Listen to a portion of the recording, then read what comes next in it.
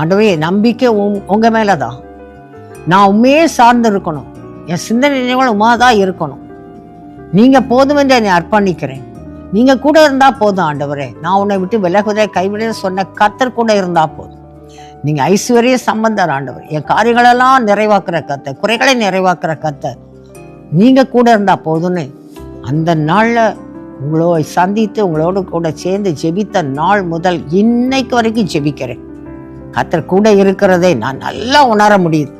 கர்த்தர் கூட இருந்து என்னை வழிநடத்துவதை நான் நல்லா உணர முடியுது. என் ஆத்மாவில் காண்பட துக்கம், பயத்தை, கலக்கம், குழப்பத்தெல்லாம் மாற்றி திகையாத நான் கூட இருக்கிறேன்னு சொன்ன கர்த்தருடைய பலன் என் ஆத்மாவை தாங்குகிறதை பலப்படுத்த நான் நல்லா உணர முடியுது.